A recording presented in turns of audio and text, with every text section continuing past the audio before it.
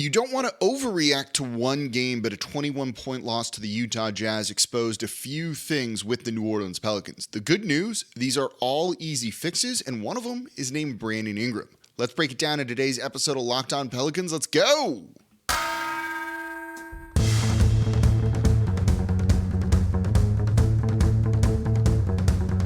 You are Locked On Pelicans, your daily New Orleans Pelicans podcast. Part of the Locked On Podcast Network, your team every day. Welcome to another edition of Locked On Pelicans, the daily podcast covering your favorite team, the New Orleans Pelicans in NBA, part of the Locked On Podcast Network, your team every day, available wherever you get your podcasts and available on YouTube. I'm your host, Pelicans Insider, credential member of the media, Jake Madison, at NOLA Jake on Twitter, here with y'all on this Wednesday, day after the Pelicans lose in kind of embarrassing fashion, 121-100 to the Utah Jazz, ending their 7-game winning streak. But there's a theme in today's show that I want you to know, and that's don't overreact to one game. We'll look at what went wrong for New Orleans, things they can fix, but I want you to keep that in mind because that's going to come up again and again and again in today's episode. Don't overreact to one game, at least not yet. And of course, thank you for making Locked On Pelicans your first listen today and every day. We're here Monday through Friday for y'all after the good, the wins, and the bad to breaking down everything you want to know about this Pelicans team. Subscribe to the podcast wherever you get your podcasts. You can also subscribe on YouTube. And if you want to support the show, comment down below on YouTube. Let me know. Is this a bad loss for you? Are you concerned? Are you not concerned? I'm curious what you have to say. Let me know down on YouTube. So let's get right on into it. And oh, by the way, sorry about the bad audio with Antonio Daniels yesterday, but I wanted to get that show out so you could hear the gist of what he had to say, even if you couldn't hear it coming through at times. We'll get that fixed for the next episode.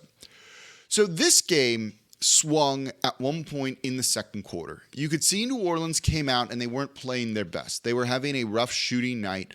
They're coming down from 2 big games against the Phoenix Suns, and a letdown, well, I don't want to say was inevitable or that we should have seen it coming, because we shouldn't have. This team's better than the way they played in this one. You know, it was going to happen sooner or later. You're not, unfortunately, going to win every single game. And at one point in the second quarter, Zion picked up his third foul and had to sit for 9 minutes and 23 seconds.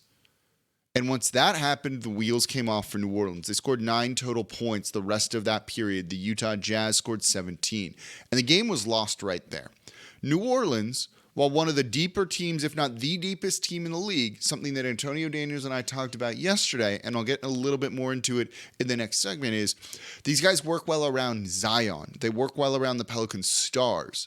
And when those stars aren't out there on the court or performing like CJ, well, things fell off pretty hard, and that's one of the reasons why you saw them really struggle to score. It works when Zion's out there. When he isn't out there, things don't look nearly as good.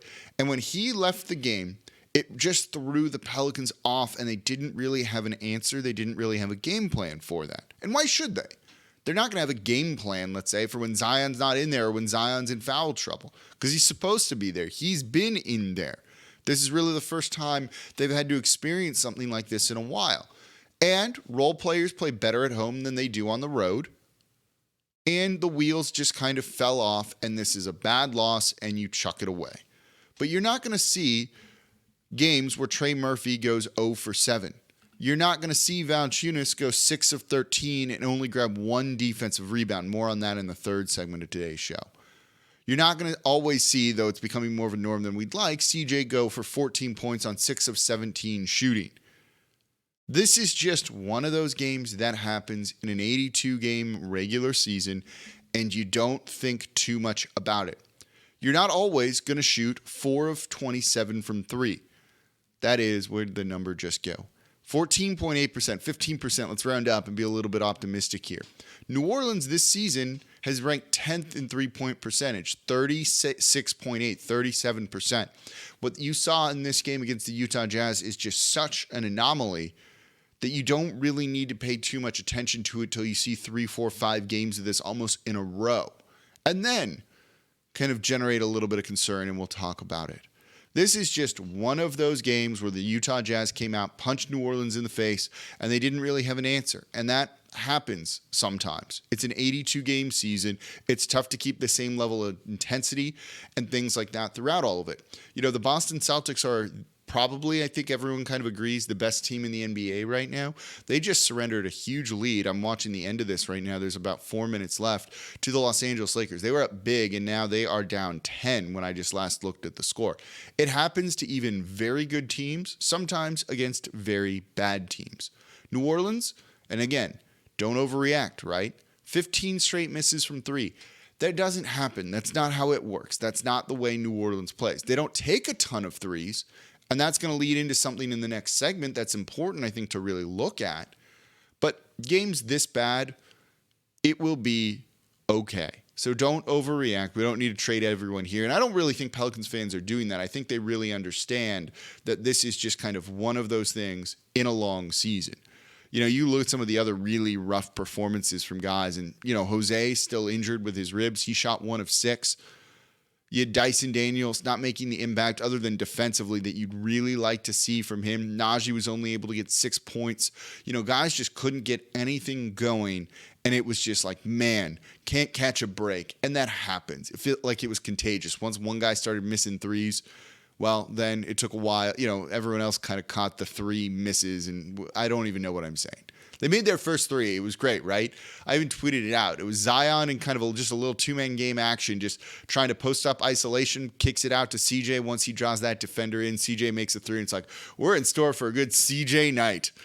And then, oh my God, that didn't age well whatsoever, did it?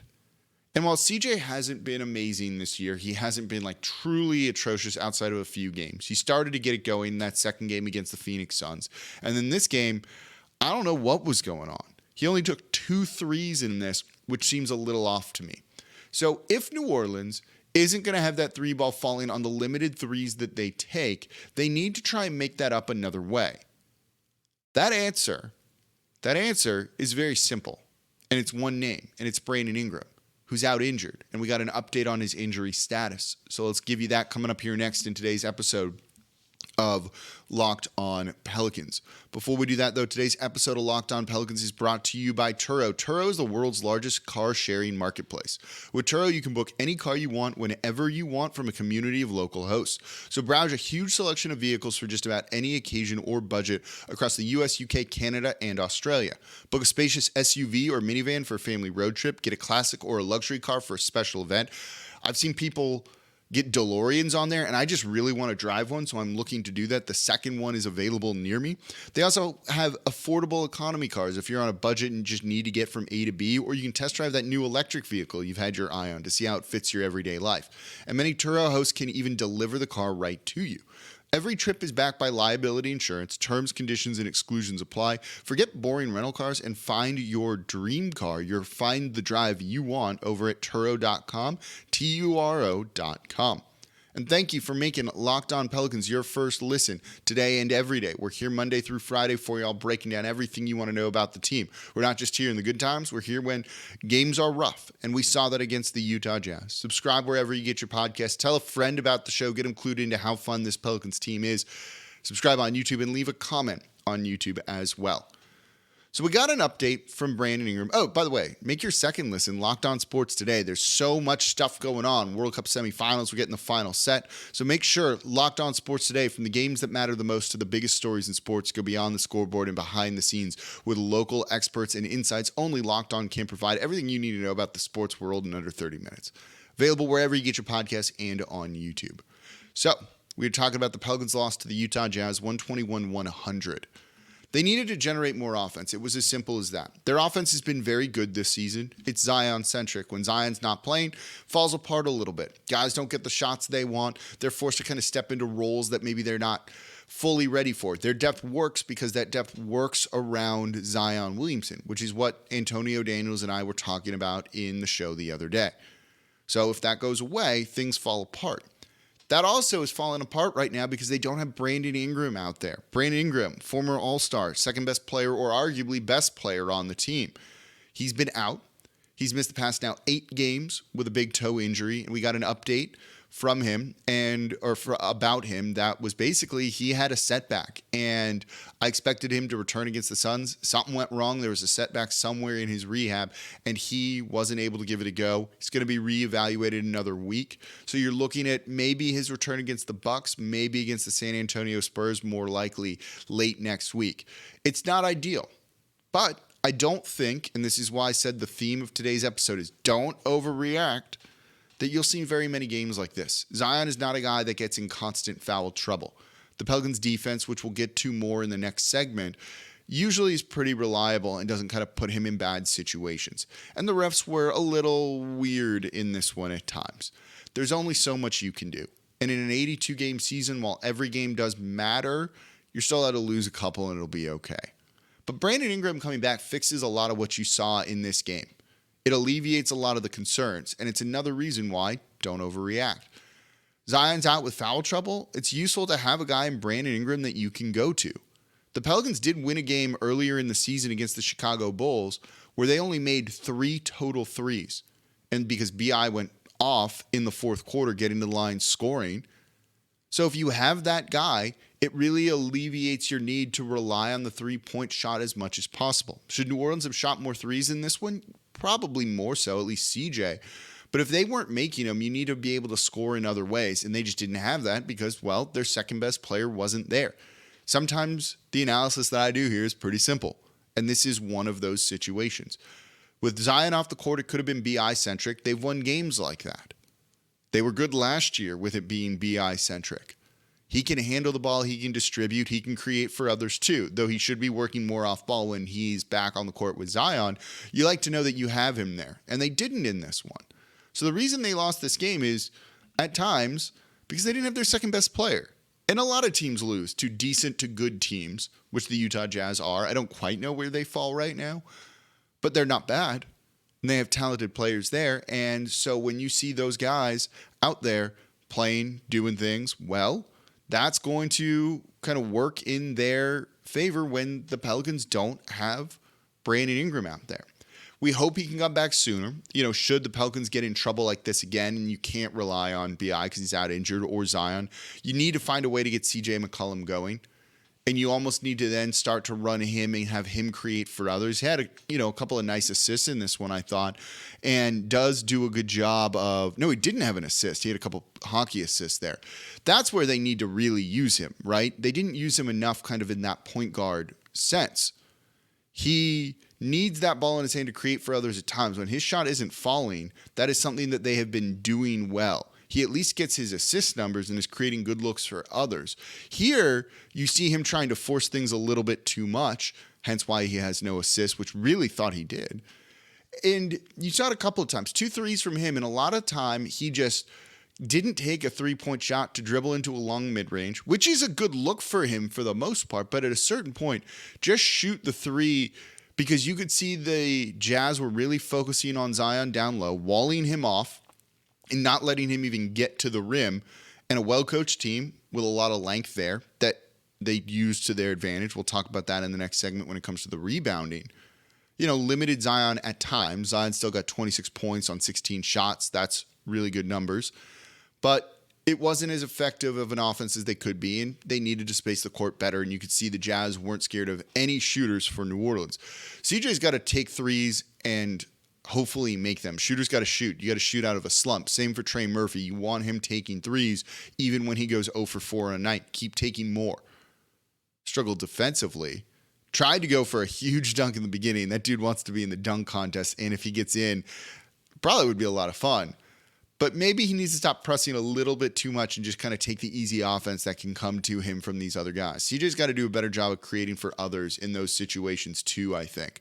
I do think that he was trying to force things a little bit too much. 2 threes for him is just too few. He's a really good three-point shooter, not this season, but his career. Get into that rhythm, man. This was your time. Without Zion on the court, go out and do the things you need to do. He took 4 shots in that stretch of 9.5 minutes that Zion wasn't on the court in the second quarter. Herb took 3. Valanciunas took 4. Trey took 2. Dyson 1. Najee Marshall 1. Man, that's CJ's time That's CJ's time to kind of just do what he needs to do to try and go out and score. Give the ball to CJ, let him go out and just do what he needs to do. Try and dribble down low. That's not there. Kick it out to an open shooter who they were missing their threes. It's just like one of those nights. But you see, he needed to be a little bit better. They needed more from him. Not the best night from him. But a lot of this gets alleviated when it comes to Brandon Ingram when he's back out there on the court. So coming up next, let's look at the defense, because that was an area they struggled and something they could control a little bit more here. And again, don't overreact, and I'll explain why coming up in today's episode of Locked On Pelicans. Before we do that, though, today's episode of Locked On Pelicans is brought to you by BetOnline.net. BetOnline.net is your number one source for sports betting info, stats, news, and analysis. So get all the latest odds and trends for every professional and amateur league out there, whether it's pro football, college bowl season, roll wave, basketball, the World Cup. They got it all over at BetOnline.net. And if you love sports podcasts, you can even find those over at BetOnline as well. And it's the fastest and easiest way to get all your sports betting info. The NBA just renamed all their end-of-season awards. MVP, Sixth Man of the Year, they have the new one, the Clutch Player of the Year, Most Improved. If you want the NBA futures and you feel good about someone winning one of those awards, Zion for MVP, Zion for Most Improved, potentially too, is there a Sixth Man of the Year here in New Orleans? You can go and get those odds over at betonline.net. So head to the website today. You can also get there on your mobile device to learn more about the trends in action happening right now over at betonline.net. BetOnline, where the game starts. And thank you for making Locked On Pelicans your first listen today and every day. We're here Monday through Friday for you all. The good, the bad, we're going to break it all down and why you shouldn't overreact to the Pelicans' 121-100 loss to the Utah Jazz. Now for your second listen, Locked On Saints, host Ross Jackson is awesome, rising star, covering everything black and gold. What do they do for the future? Is there a chance Sean Payton comes back? Ross Jackson breaking it down over at Locked On Saints. Make sure they are your second listen today. So let's look at the defense. We looked at the offense, which just was ice cold for the Pelicans. But they also struggled in one particular area in this one, and it really burned them. And that at times was three-point shooting. The Jazz made 15 threes. They didn't shoot particularly well from three. 47 takes, 15 makes. It's 32%. That's a number you can live with. But at times, it was just to the wrong guys, particularly Nickeil Alexander-Walker and Malik Beasley. They went off from three. Beasley made 5. Nickeil, of course, right in a revenge game, 19 points for him, 4 of 6 from deep. Beasley, they were helping off of in a way that I don't truly understand, and it seemed just like the game plan was not there. This is a guy that's been a good three-point shooter. You know he's going to shoot threes. You need to stick a little bit closer to him. You did not see good closeouts from New Orleans in this one, and that's something that I think let those guys get those shots. It was just a lack of communication, recognizing where the shooters were out there on the court, and they didn't do a good job of that whatsoever. New Orleans gives up a lot of threes. They've done a good job of limiting that three-point percentage, but this is also one of those situations where, you know, it's kind of when I did the episode on the bend but don't break defense. Look, you give up a lot of threes, it's going to burn you at times, and New Orleans was trading 2s for 3s in this, and that's a good way to lose the game. The math just doesn't work out in your favor whatsoever. You've got to limit those type of guys that are shooters that you know are going to want to shoot, close out better, and a lot of this came after they just put New Orleans in standard pick and rolls, kick the ball out, move the ball around a little bit more till they found a shooter. New Orleans has done a good job with the closeouts. They were not good closeouts today. They were not good contests, and the shooters made the shots, and it's kind of as simple as that sometimes, and it really burned New Orleans. Another area that burned New Orleans was giving up offensive rebounds. The Phoenix Suns are a very good offensive rebounding team, and New Orleans really did limit them for the most part in that 2-game set that they played. Here against the Utah Jazz, they did not limit them. 19 offensive rebounds for the Utah Jazz, 22 second chance points. Now, New Orleans also had 22 second chance points, but when your offense is struggling to score, you need to end opponent possessions, and they did not do that in this one. Jared Vanderbilt, 8 offensive rebounds. Walker Kessler, 6 offensive rebounds. After getting completely posterized by Zion Williamson, he ended up having himself a nice game. This was one where you need more from Jonas Valanciunas, and at times rebounding has been a problem for New Orleans. At times it hasn't. They were the 8th best rebounding team, defensive rebounding team going into this game. They have been good for the most part in limiting opponents' second chance points, other than when they don't and it rains and it pours. So while we've seen this before, Again, they do a good job of this. Don't overreact. I don't know what happened with Jonas in this game. Some of it I do think was the refs. He was being held down a couple of times on boards, but for the most part, this was self-inflicted by New Orleans and not something that the refs did. New Orleans didn't put bodies on people. A lot of those offensive rebounds just simply box out. Put a body on someone and don't let him get as close like that. A lot of them were those curling offensive rebounds where someone kind of runs around guys that aren't paying attention, gets into kind of a crease and goes up and gets the board. That's something that can't happen here. New Orleans, when you're struggling to score, you got to do it on the defensive side of the ball. Third best defense so far this season. It really failed them there. They could have won this game. They had a chance in the later part of the third quarter to make this a 9-point game, get it down to single digits. Jose Alvarado missed a three, and then all of a sudden, next thing you knew, that lead was 20, and the game was done. But you got to get it done on the defensive side of the ball, too. You can't give them that many second chance points when a team isn't shooting particularly well in this one. And Utah, especially from three, wasn't. You had your chance there and you couldn't get it done. Just an off night for New Orleans. But they've been good this season. They've been good without Brandon Ingram. They've been good with Zion in there. He doesn't normally get in foul trouble, which is where the game really started to get away from them. This game right now looks like an outlier. And these problems, should they come up again, if they come up again, are definitely going to be fixable. So I wouldn't overreact to this game. Let's see how Thursday's game against the Utah Jazz go, where you can make some adjustments, try and figure out what you want to do. Who's going to rebound? Do you go after him as a team? We'll see. What happens when Zion doesn't get in foul trouble? Can you make your threes? Can you generate good looks from three and trust your guys to go out and shoot? We're going to find out. That's why I kind of like these 2-game sets that teams play. It's been a lot of fun. So, unfortunate end to the Pelicans' winning streak, but hey, you get a chance to start a new one on Thursday now. So, as always, I'm your host, Jake Madison, at NOLA Jake on Twitter, and I'll be back with y'all tomorrow.